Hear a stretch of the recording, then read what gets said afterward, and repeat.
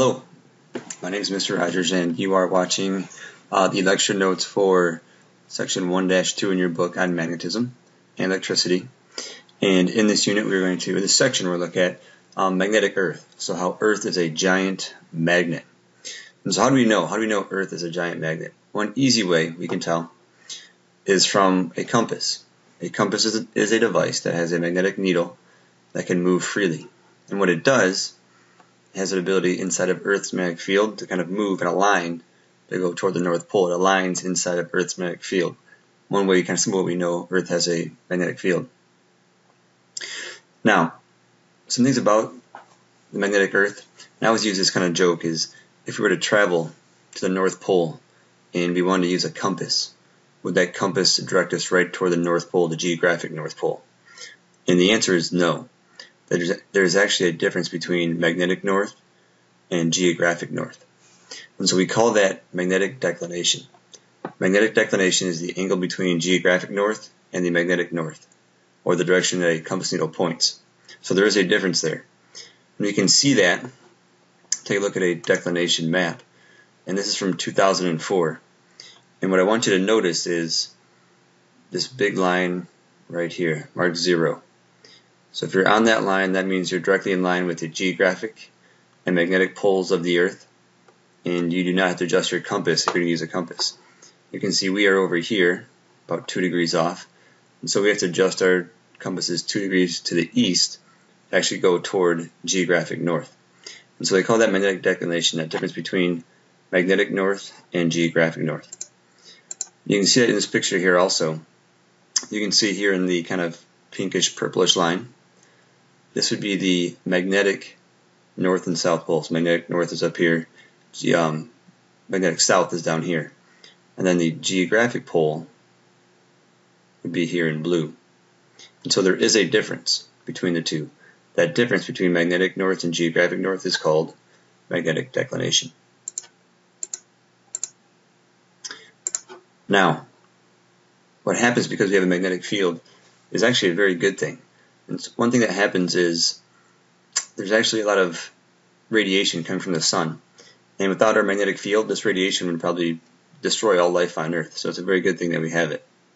And so Earth's magnetic field affects movements of electrically charged particles in space. These charged particles also help shape Earth's magnetic field. We'll take a look at this more closely here in a minute. So what you can see is here's Earth.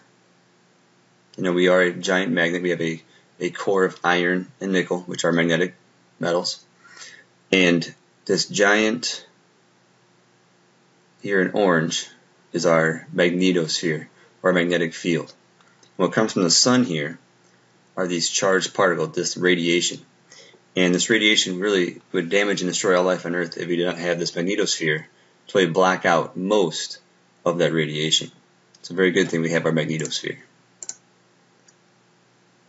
And so again, that solar wind, we looked at before in that picture. The solar wind is a stream of electrically charged particles flowing at high speeds from the sun. And again, basically a type of radiation, a lot of electrons, electricity, or different types of free electrons that can cause damage.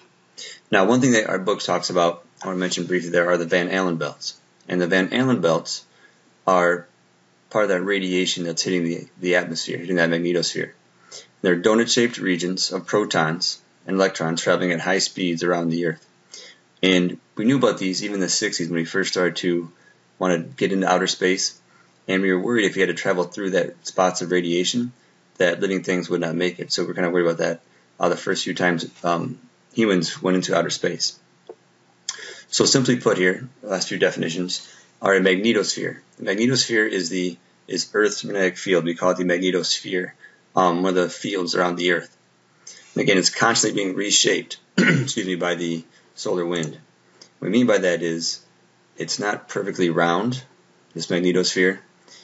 As the solar wind hits it, we get more of this teardrop effect, more of that tail on the right side of the picture here, where that will be mostly blown like in the wind, but that's why we call it the solar wind. Now, because Earth is a magnet, it can create magnets. We think about a compass becoming magnetized and aligns inside the magnetic field, but also If you look at, there'll be more evidence we look at in a video you'll watch later on about even magma, even liquid rock as it cools, if it has iron and nickel in it, that iron can align itself and become magnetized as it cools. And the final thing I want to mention are about really an effect that comes from the aurora, or that comes from the magnetosphere, and it's called the aurora. In the northern hemisphere, we know it as the aurora borealis. In the southern hemisphere, it's known as the aurora australis. It's that glowing light caused by radiation from the sun. And what happens is this radiation, that solar wind, it tends to kind of stream. It gets trapped near the poles, and as it streams down near the poles, it hits the atmosphere and kind of gets charged up. So it kind of lights up. That creates that northern lights we see at night in the northern hemisphere, usually in the winter, but not all the time. But typically it's found in the winter. So with this video, guys, we have a few notes you had to take.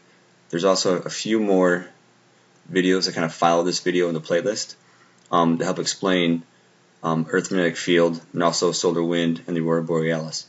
So I'd like you to take a look at those two video clips explaining a little bit more in detail about what I just talked about. Alright guys, thank you for your time, and we'll see you down the road.